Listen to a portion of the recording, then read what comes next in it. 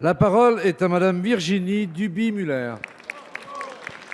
Merci, Monsieur le Président, Monsieur le Premier ministre. Que se passe-t-il chez Engie, l'un de nos fleurons industriels français?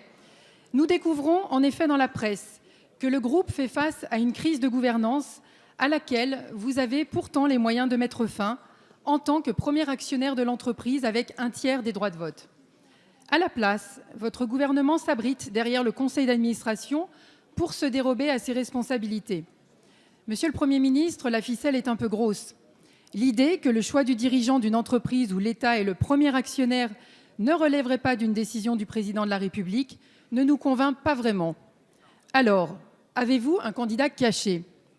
La reconduite d'Isabelle Kocher à la tête d'Engie devrait pourtant être une évidence. Les résultats de l'entreprise progressent de 5% depuis 2017. Engie a entamé une transition volontariste vers les énergies vertes et la production décarbonée d'électricité.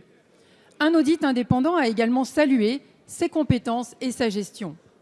Je rappelle enfin qu'Isabelle Kocher est aujourd'hui la seule femme à la tête d'une entreprise du CAC 40. Monsieur le Premier ministre, la passivité collective de votre gouvernement nous interpelle.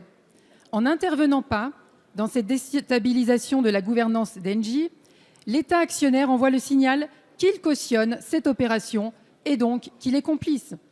Ma question est simple. Le gouvernement souhaite-t-il se débarrasser de Madame Kocher, dont l'hostilité au démantèlement d'Engie est connue, pour pouvoir vendre à la découpe ce fleuron national?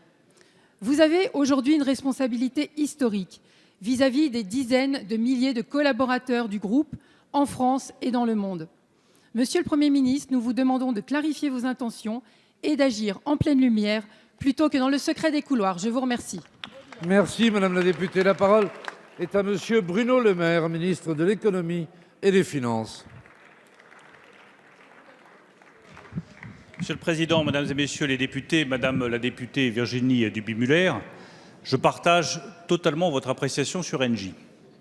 C'est une grande entreprise énergétique française, 61 milliards d'euros de chiffre d'affaires, 160 000 emplois, une entreprise stratégique pour le pays. Je partage également votre avis sur la responsabilité de l'État. Nous avons 24% du capital d'Engie. Ce n'est pas une entreprise publique, mais c'est une entreprise où l'État a une responsabilité particulière. Et croyez-moi, l'État exercera toute sa responsabilité vis-à-vis d'Engie. Notre responsabilité, c'est quoi? C'est de garantir d'abord que Engie ait une stratégie industrielle cohérente. C'est de garantir l'emploi. C'est de garantir les résultats économiques et la création de valeur. Et c'est de garantir que Engie réussisse dans cette transition énergétique qui est un défi pour toutes les grandes entreprises énergétiques en Europe et ailleurs. Donc c'est au regard de ces critères économiques, et je vous le redis, Madame la députée, uniquement et exclusivement au regard de ces critères économiques, le bilan de la directrice générale à la tête d'Engie, la cohérence de la stratégie industrielle, la capacité de la gouvernance à accélérer cette transition énergétique, à dégager de la valeur et à préserver les emplois, c'est uniquement et exclusivement au regard de ces critères économiques que nous prendrons ou non la décision de renouveler le mandat de la directrice générale d'Engie. Vous me permettrez de rajouter 2 remarques complémentaires.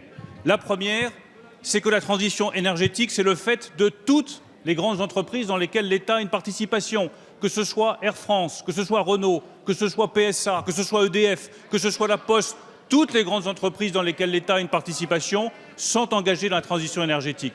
Ma deuxième remarque, et je sais que vous y attachez, Madame la députée, beaucoup d'importance, le combat pour l'égalité entre les femmes et les hommes dans la vie économique française, je le livre. Nous le livrons avec le Premier ministre et tout le gouvernement. Il ne se résume pas uniquement à la question d'Engie. Merci Monsieur le ministre.